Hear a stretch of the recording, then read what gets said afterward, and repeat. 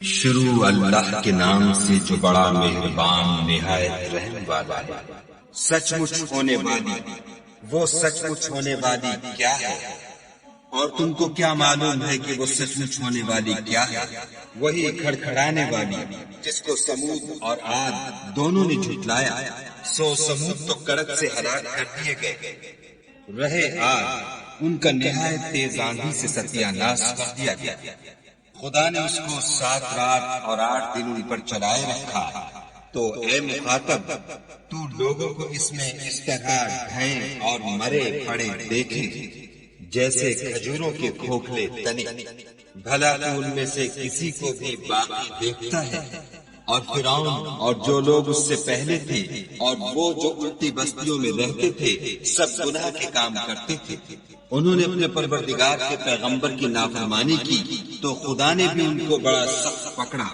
جب پانی طغیانی پر آیا تو ہم نے تم لوگوں کو کشتی میں سوار کر لیا تاکہ اس کو تمہارے لیے یادگار بنائیں اور یاد رکھنے والے کان اسے یاد رکھیں۔ تو جب سور میں ایک بار پھونک مار دی جائے گی اور زمین اور پہاڑ دونوں اٹھا لیے جائیں گے، پھر ایک بار بھی توڑ پھوڑ کر برابر کر دیے جائیں گے، تو اس روز ہو پڑنے والی یعنی قیامت ہو پڑے گی اور آسمان پھٹ جائے گا تو وہ اس دن کمزور ہوگا اور فرشتے اس کے کناروں پر اتر آئیں گے، اور تمہارے پروردگار کے عرش کو اس روز 8 فرشتے اٹھائے ہوں گے۔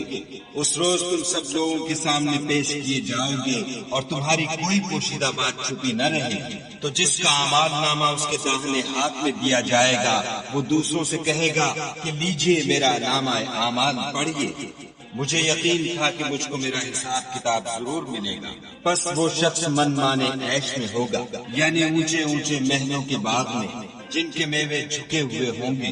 جو عمل تم ایام گزشتہ میں آگے بھیج چکے ہو، اس کے سلے میں مزے سے کھاؤ اور پیو۔ اور جس کا نامہ اعمال اس کے بائیں ہاتھ میں دیا جائے گا، وہ کہے گا اے کاش مجھ کو میرا اعمال نامہ نہ دیا جاتا اور مجھے معلوم نہ ہوتا کہ میرا حساب کیا ہے۔ اے کاش موت ابد الآباد کے لیے میرا کام تمام کر چکی ہوتی۔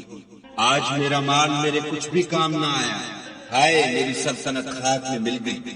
حکم ہوگا کہ اسے پکڑ لو اور توق پہنا دو، پھر دوزخ کی آگ میں جھونک دو، پھر زنجیر سے جس کی ناک 70 گز ہے جکڑ دو۔ یہ نہ تو خدائے جل شانہ پر ایمان لاتا تھا اور نہ فقیر کے کھانا کھلانے پر آمادہ کرتا تھا، سو آج اس کا بھی یہاں کوئی دوست دار نہیں اور نہ پیپ کے سوا اس کے لیے کھانا ہے، جس کو گناہ گاروں کے سوا کوئی نہیں کھائے گا۔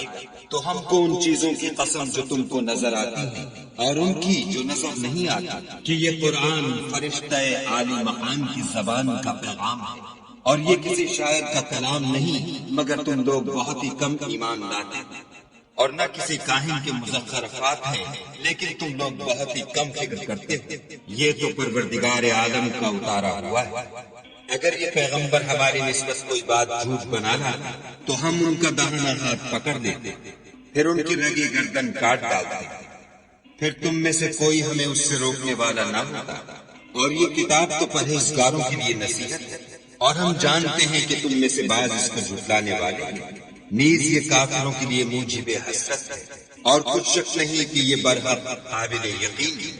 سو تم اپنے پروردگار عز و جل کے نام کی تنزیہ کرتے رہو۔